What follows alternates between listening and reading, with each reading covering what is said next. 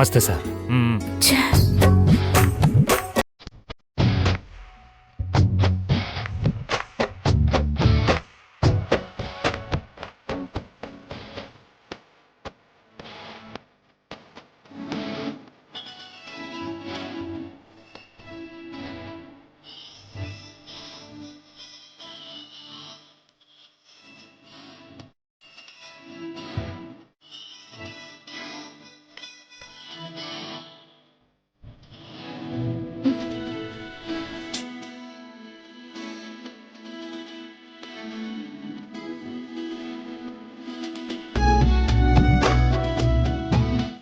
ಒಂದು ನಿಮಿಷ ಇರು, ಇದು ಹಾಗೆ ಬರಲ್ಲ. ಇಲ್ಲಿ ಪ್ರೆಸ್ ಮಾಡಿ ಈಗ ತಿರುಗಿಸಿದ್ರೆ ಆ ಪೇಪರ್ ಹೀಗೆ ಬರುತ್ತೆ.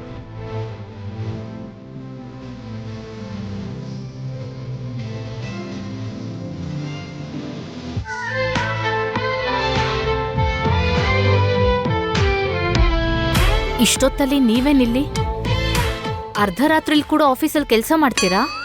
ಕಂಪ್ನಿಗೋಸ್ಕರ ನೀನು ತುಂಬಾ ಕಷ್ಟಪಡ್ತಿದ್ಯಲ್ಲ, ನಾವು ಕಷ್ಟಪಡಬಾರ್ದಾ?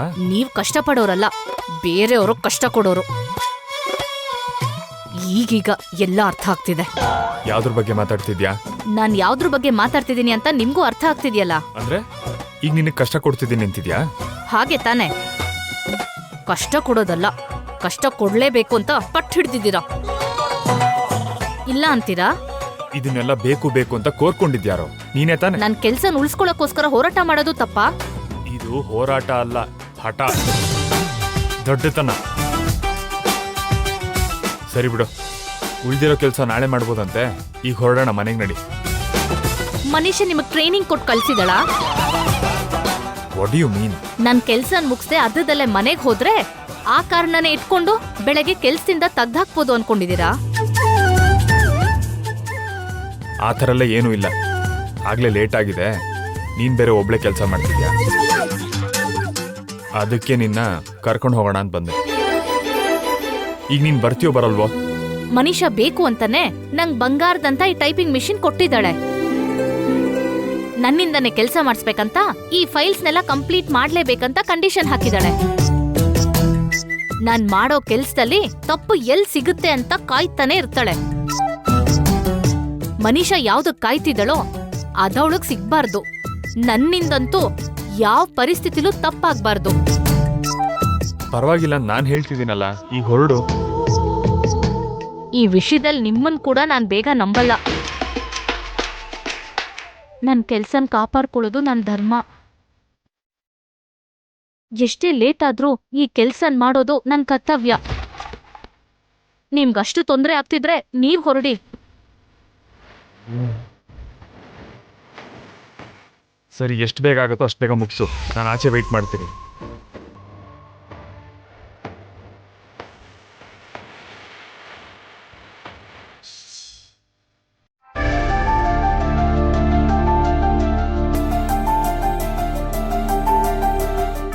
ಅಂತ ಕುಟುಂಬದ ಮಧ್ಯದಲ್ಲಿ, ಅಂತವ್ರ ಜನದ ಮಧ್ಯದಲ್ಲಿ ನಾನ್ ನಿನ್ ಹೆಂಡತಿಯಾಗಿ ಬರೋದಕ್ ಸಾಧ್ಯನೇ ಇಲ್ಲ.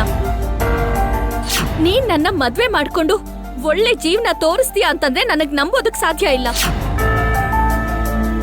ದಯವಿಟ್ಟು ಈ ವಿಷಯನ ಇಲ್ಲಿಗೆ ಬಿಟ್ಬಿಡು. ಇನ್ನು ನನ್ ಮನ್ಸನ್ನ ಬದಲಾಯಿಸ್ಬೇಕು ಅಂತ ನೋಡ್ಬೇಡ, ಬದ್ಲಾಗತ್ತೆ ಅಂತ ಆಸೆನೂ ಪಡ್ಬೇಡ.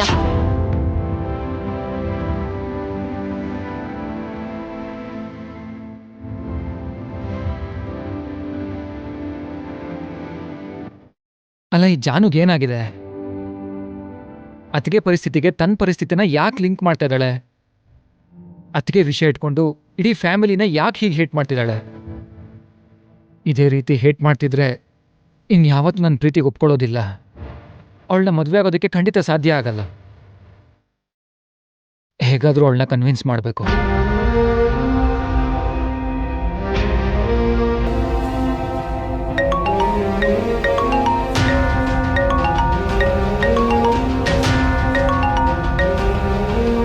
Janu, pick up the call.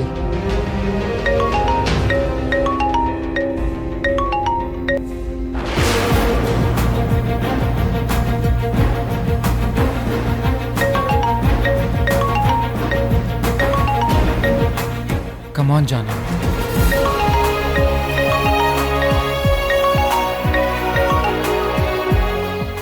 Hello ಜಾನು, ಯಾಕೆ ಫೋನ್ ಮಾಡ್ದೆ? ಪ್ಲೀಸ್ ಜಾನು, ಮೊದಲು ನಾನು ಹೇಳೋದನ್ನ ಕೇಳು. ಇಷ್ಟೊಂದು ರೂಢಾಗಿ ಮಾತಾಡಬೇಡ.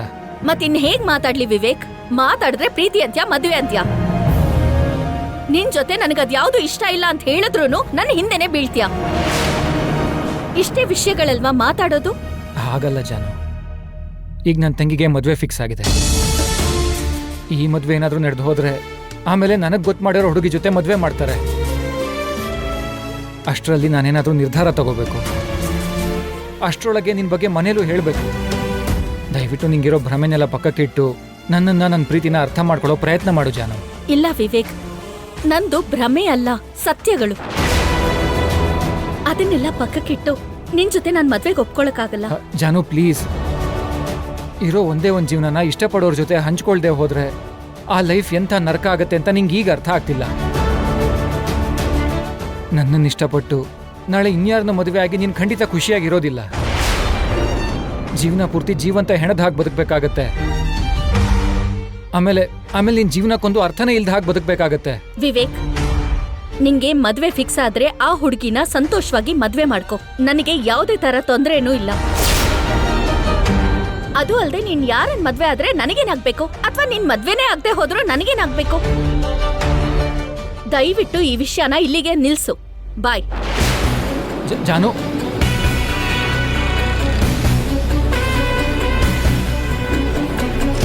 ಜಾನು, ಈಗ ಯಾರ ಹತ್ರ ಮಾತಾಡ್ತಿದ್ದೆ? ವಿವೇಕ್ ಜೊತೆನಾ? ಹೌದು. ಮದ್ವೆಗಿದ್ವೆ ಏನೋ ಅಂತಿದ್ದೆ. ವಿವೇಕ್ಗೆ ಯಾರ ಜೊತೆಲೋ ಮದ್ವೆ ಫಿಕ್ಸ್ ಆಗಿದ್ಯಂತೆ. ಆದಷ್ಟು ಬೇಗ ಮದ್ವೆ ಮಾಡ್ತಾರಂತೆ. ಆ ವಿಷಯನ ನನಗೆ ಹೇಳೋದಕ್ಕೆ ಕಾಲ್ ಮಾಡಿದ್ದ ಅಷ್ಟೇ.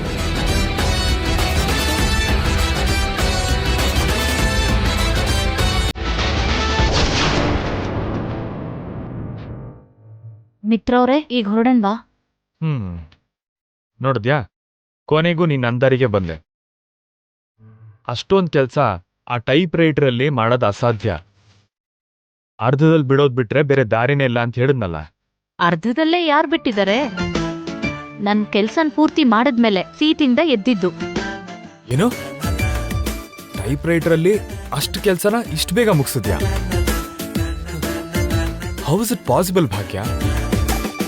ಟೈಪಿಂಗ್ ಚೆನ್ನಾಗಿ ಬರೋರ್ಗೇನೆ ಅದರಲ್ಲಿ ಕೆಲಸ ಬೇಗ ಮುಗ್ಸಕ್ಕಾಗಲ್ಲ, ಆದ್ರೆ ನಿನ್ಗೆ ಹೇಗೆ ಸಾಧ್ಯ ಆಯ್ತು? ಹಲೋ ಮಿಸ್ಟರ್ ಮಿತ್ರಾನಂದನ್ ಅವರೇ, ಇಷ್ಟಕ್ಕೂ ನಾನು ಟೈಪಿಂಗ್ ಅಲ್ಲಿ ಹೈಯರ್ ಎಕ್ಸಾಮ್ ಪಾಸ್ ಆಗಿದ್ದೀನಿ. ಇಲ್ಲಿ ಸಿಟಿಲ್ ಎಲ್ರೂ ಚಿಕ್ಕ ವಯಸ್ಸಿಂದ ಲ್ಯಾಪ್ಟಾಪ್ ಅಭ್ಯಾಸ ಇರ್ಬೋದು, ಆದ್ರೆ ನಮ್ ಹಳ್ಳಿಲಿ 10th ಆದ್ಮೇಲೆ ಟೈಪಿಂಗ್ ಸೇರಿಸ್ತಾರೆ.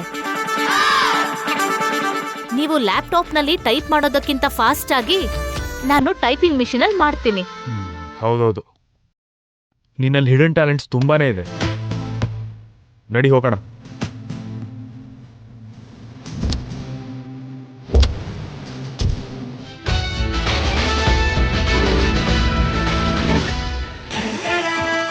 ಅಮ್ಮ, ಏನ್ ಮಾಡ್ತಿದ್ಯಾ?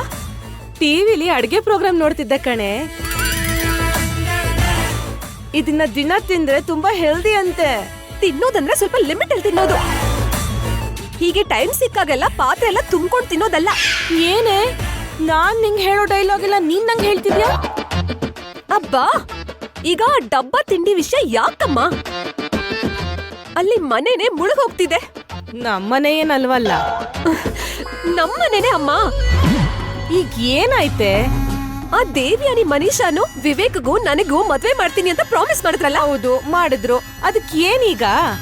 ನಮ್ಗೆ ಪ್ರಾಮಿಸ್ ಮಾಡೋ ನಾಟಕ ಮಾಡಿ ಆ ಪ್ರಾಮಿಸ್ ನ ಕೇರೆ ಮಾಡ್ದೆ ಇನ್ ಯಾರ ಜೊತೆನೋ ಜೋರಾಗಿ ಸಂಬಂಧ ಬೆಳೆಸ್ತಾರಂತೆ. ಏನ್ ಹೇಳ್ತಿದ್ಯೆ? ನಿಜಾನೇ ಹೇಳ್ತಿದ್ದೀನಮ್ಮ. ವಿವೇಕ್ ಜಾನು ಜೊತೆ ಫೋನ್ ಮಾಡಿ ಹೇಳ್ಬೇಕಾದ್ರೆ ನಾನ್ ಕೇಳಿಸ್ಕೊಂಡೆ. ನಮ್ಗೆ ಸುಳ್ಳು ಪ್ರಾಮಿಸ್ ಮಾಡಿ ಅವ್ರ ಮಾತ್ರ ಒಳ್ಳೆ ಸಂಬಂಧ ನೋಡ್ಕೊಂಡು ಮದ್ವೆ ಮಾಡಿಸ್ತಿರ್ಬೇಕು. ಸುಮ್ನಿರೆ, ಇದಕ್ಕೆ ಏನೋ ಒಂದ್ ಪರಿಹಾರ ಯೋಚನೆ ಮಾಡೋಣ. ಇನ್ ಯಾವಾಗ ಯೋಚನೆ ಮಾಡೋದಮ್ಮ? ಊರೆಲ್ಲ ಅನುಸ್ಯ ಬಾಯಿ ಒಳ್ಳೇದಲ್ಲ, ಅವಳ ಬಾಯಿಗೆ ಸಿಕ್ಕಾಕೋಬಾರ್ದು ಅಂತ ಅಷ್ಟೆಲ್ಲ ಹೆಸರು ಮಾಡಿದ್ರು ಕೂಡ ನೀನು ಆ ದೇವ್ಯಾನಿನ ಏನು ಮಾಡಕ್ಕಾಗ್ಲಿಲ್ಲ. ಅಂದ್ರೆ ಏನೀಗ? ಈಗ ನನ್ಗಿರೋ ಹೆಸರು ಹಾಳಾಗ್ತಿದೆ ಅಂತ್ಯಾ? ಮತ್ತಲ್ವಾ? ಸರಿ, ಹೋಗಿ ಆ ದೇವ್ಯಾನಿ ಕೊಬ್ಬಿಳ್ಸೋಣ. ನೀನ್ ಧೈರ್ಯವಾಗಿರು.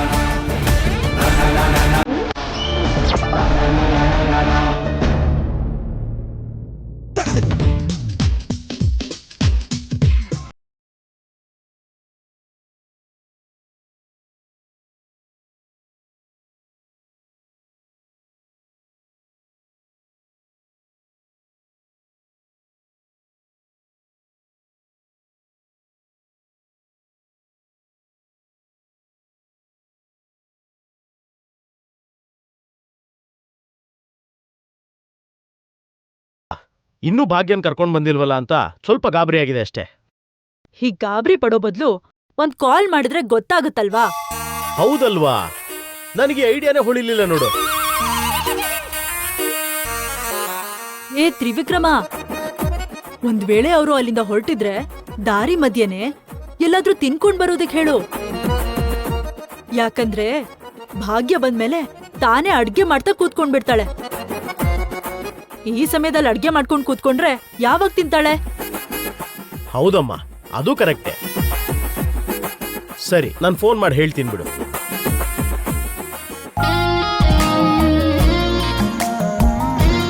ಭಾಗ್ಯ, ನೀನು ಇಷ್ಟೊಂದು ಹಠ ಮಾಡೋದು ನಿನಗೆ ಒಳ್ಳೇದಲ್ಲ. ಯಾವ ವಿಷಯದ ಬಗ್ಗೆ ಮಾತಾಡ್ತಿದ್ದೀರಾ? ಕೆಲಸ ಮುಗಿಯೋವರೆಗೂ ಬರಲ್ಲ ಅಂತ ಹೇಳಿದ್ಯಲ್ಲ, ಅದ್ರ ಬಗ್ಗೆ. ಕೆಲವು ಸಲ ಹಠ ಮಾಡಿದ್ರೇನೆ ನಾವು ಅನ್ಕೊಂಡಿದ್ನ ಸಾಧಿಸೋಕಾಗೋದು. ನೀನು ಏನನ್ನ ಸಾಧಿಸ್ಬೇಕಂತಿದ್ಯೋ, ಯಾರ ವಿರುದ್ಧ ಸಾಧಿಸ್ಬೇಕಂತಿದ್ಯೋ ಅಂತ ನನಗೆ ಅರ್ಥನೇ ಆಗ್ತಾ ಇಲ್ಲ. ಆದ್ರೆ ನೀನ್ ನಡ್ಕೋತಿರೋ ರೀತಿ ನನಗೆ ಇಷ್ಟ ಆಗ್ತಿಲ್ಲ. ಹೊಸದಾಗಿ ಇಷ್ಟ ಪಡದೇ ಇರೋಂಥದ್ದು ಏನಿದೆ?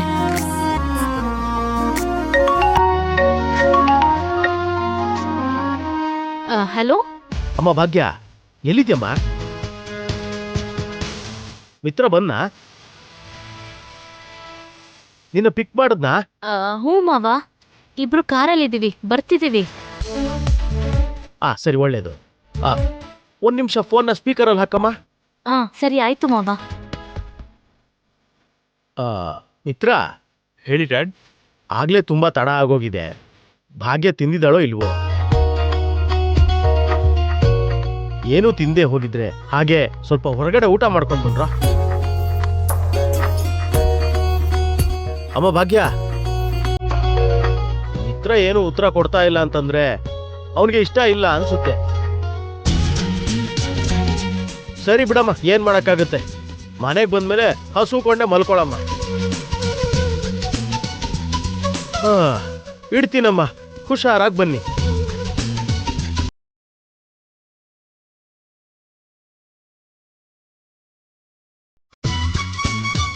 ಅದೇನೋ ಉಪವಾಸ ಮಲ್ಕೊ ಅಂತಿದ್ಯಾ? ಆ ಡೈಲಾಗ್ ಭಾಗ್ಯಂಗಲ್ಲಮ್ಮ, ಮಿತ್ರನಿಗೆ ಅರ್ಥ ಆಗಿ ಅಂತ. ಅರ್ಥ ಆಗತ್ ನೋಡು.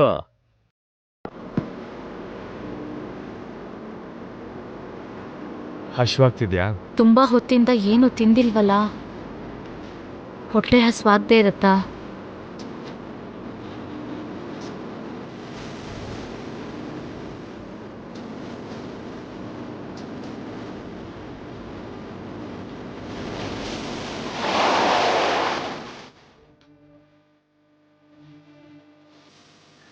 ಹೇಳಿ.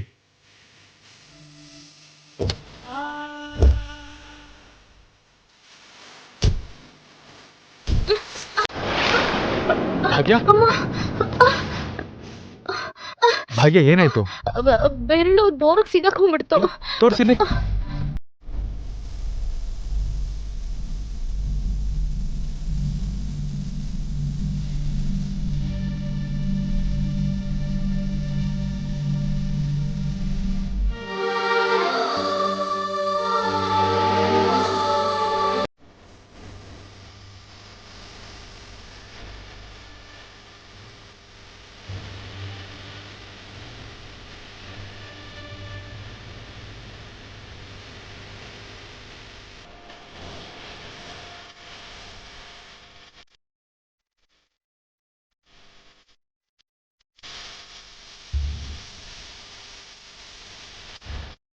ಸ್ವಲ್ಪ ಹುಷಾರಾಗಿರ್ಬೇಕು ತಾನೆ.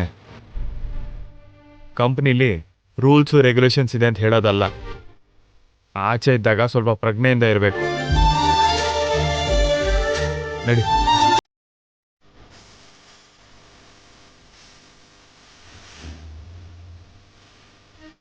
ಕೂತ್ಕೋ.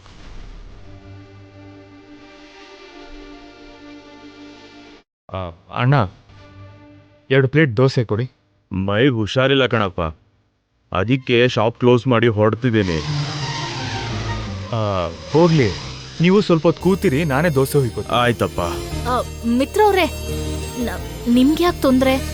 ನಾನೇ ಹಾಕ್ತೀನಿ ಬಿಡಿ. ಬೇಡ ಭಾಗ್ಯ, ಮೊದಲೇ ನಿನ್ನ ಕೈಗೆ ಏಟಾಗಿದೆ. ಈಗ ಎಕ್ಸ್ಟ್ರಾ ಕೆಲಸಗಳೆಲ್ಲ ಬೇಕಾ? ನಾನು ಮಾಡ್ಕೊಡ್ತೀನಿ, ನೀನು ಕೂತ್ಕೊಂಡು ಊಟ ಮಾಡಿ. ಮಿತ್ರ ಅವ್ರೆ, ಕೂತ್ಕೊಂಡಲ್ಲ.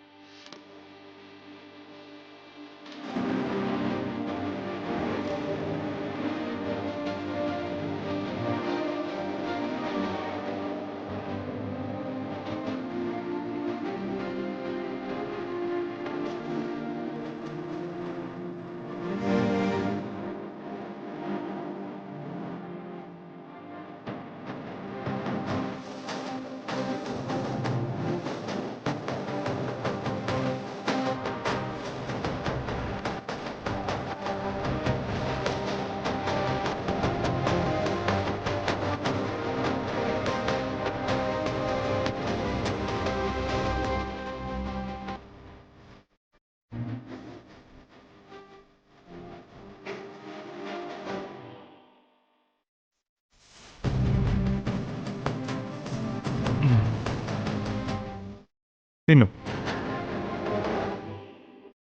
ನೀನೇನಾದ್ರೂ ಹಸುಕೊಂಡೆ ಮಲ್ಕೊಂಡ್ರೆ ಆ ಪಾಪ ನನಗೆ ತಗಲುತ್ತೆ ಪಾಪ ಸುತ್ಕೊಳ್ಳುತ್ತೆ ಅಂತೆಲ್ಲ ಅಂತಿದ್ದೀರಾ? ಅಲ್ವಾ ಮತ್ತೆ?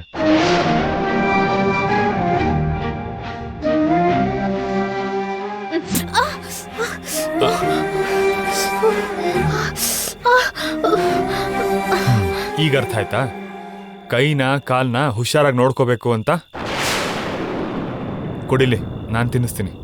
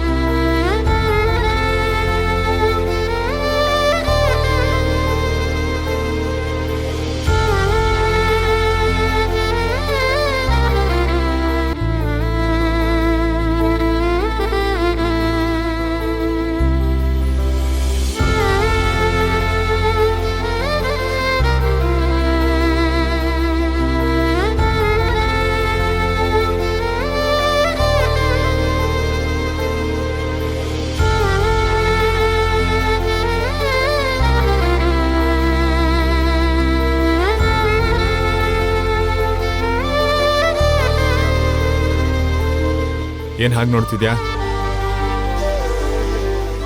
ನಾನು ಪ್ರೀತಿಯಿಂದ ತಿನ್ನಿಸ್ತಿಲ್ಲ, ಪಾಪ ತಗಲುತ್ತೆ ಅಂತ ಭಯದಿಂದ ತಿನ್ನಿಸ್ತಾ ಇದ್ದೀನಿ.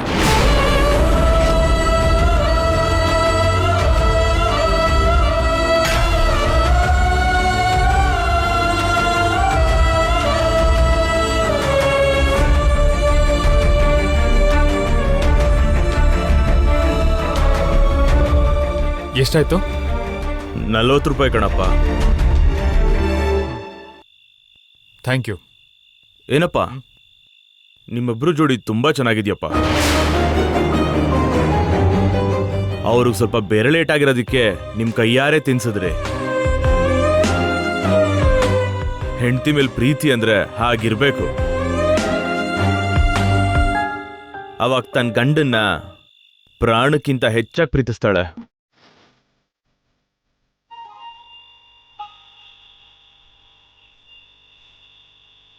ಹೊರಡೋಣ ನಡಿ.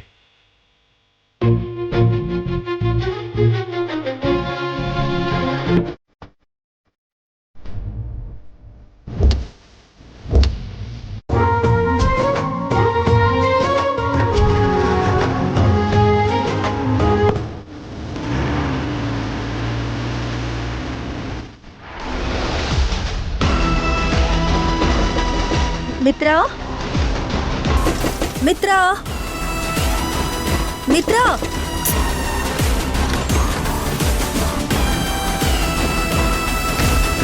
ಮನಿಷಾ,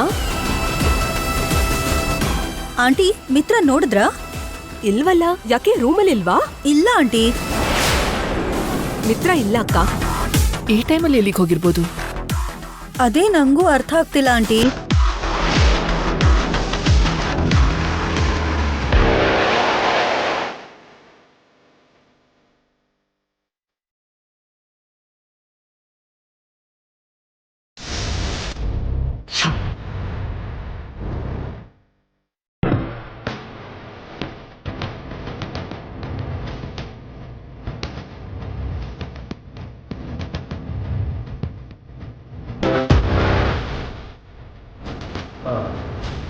ಅಮ್ಮ ಭಾಗ್ಯ, ಬಂದ್ಬಿಟ್ಟಿಯೇನಮ್ಮ?